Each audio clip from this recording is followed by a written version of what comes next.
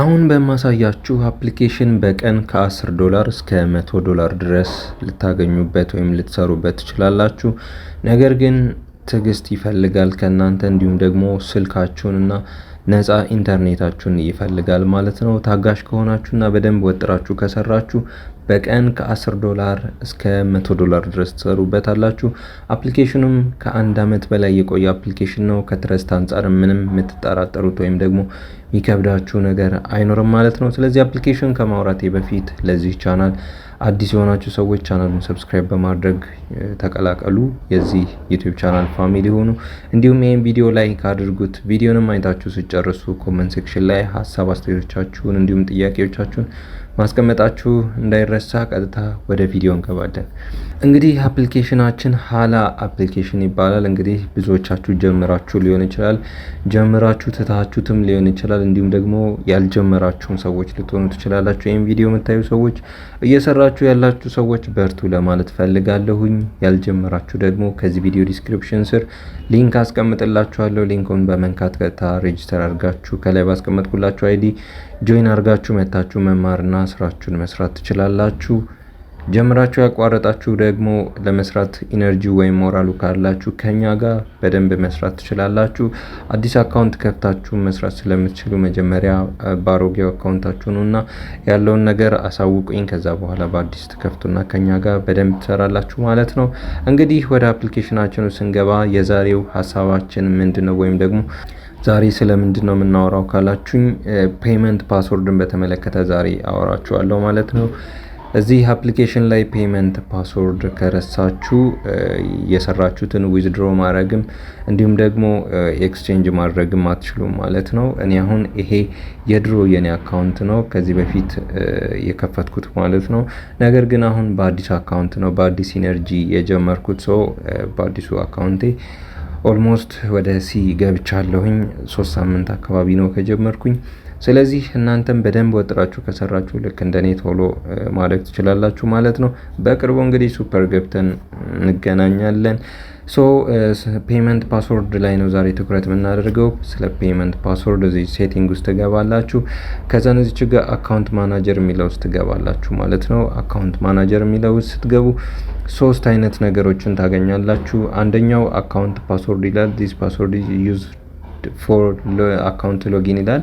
ይሄ ሎጊን ለማድረግ ለምሳሌ ኢሜይላችሁ ቢጠፋ ወይም ደግሞ ሌላ ስልክ ላይ ቢሄድባችሁ ኢሜይላችሁ ማታስታውሱት ከሆነ አካውንታችሁን እና እዚች ጋር የሞላችሁትን አካውንታችሁ ሚንስ አይዲያችሁና እዚች ጋር የሞላችሁትን ፓስወርድ አስገብታችሁ በማንኛውም ስልክ ሎጊን አድርጋችሁ መጠቀም ትችላላችሁ።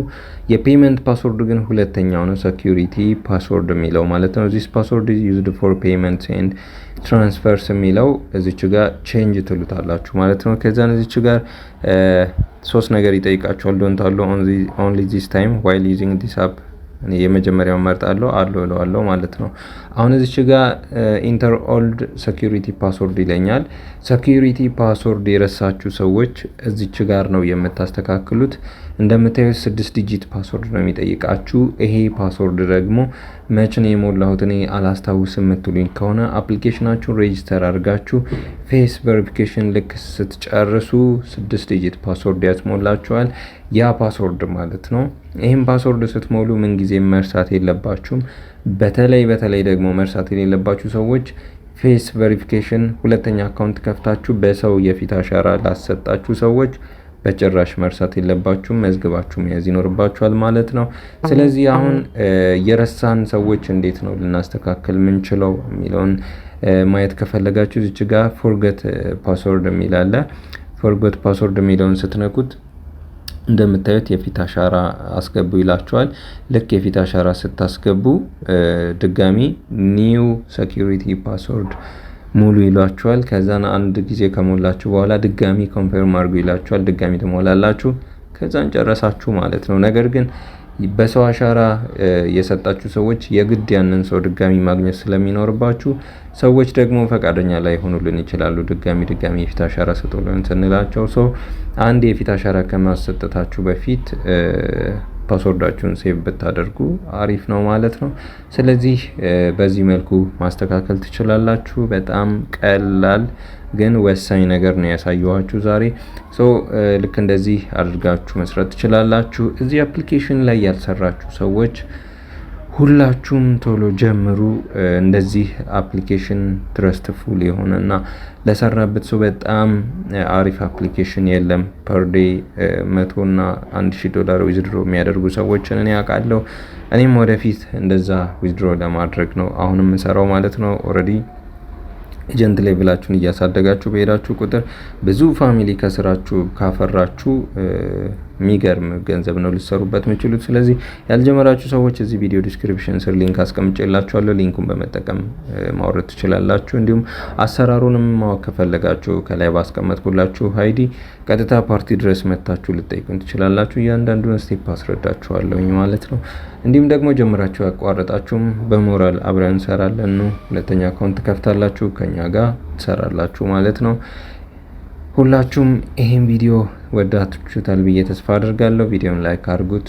እንዲሁም ኮሜንት ሴክሽን ላይ ሀሳብ፣ አስተያየት፣ ጥያቄዎቻችሁን አስቀምጡልኝ። ሰብስክራይብ ያላረጋችሁ እስካሁን ሰብስክራይብ አድርጉና ቤተሰቡ ነው። ይሄ ሁለተኛ ዩቲዩብ ቻናላችን ነው። በቀጣይ ደግሞ በዋናው ዩቲዩብ ቻናላችንም አሪፍ ነገሮችን እንለቃለን። በቅርቡ አሳውቃችኋለሁ ማለት ነው። ይህን ቻናል ግን ሰብስክራይብ ማድረጋችሁ እንዳይረሳ፣ እንደዚህ አይነት ጠቃሚ መረጃዎችን ስለምታገኙበት። በቀጣይ ቪዲዮ እስክንገናኝ እንግዲህ የዛሬ ቪዲዮ ይመስላል። ይመቻችሁ።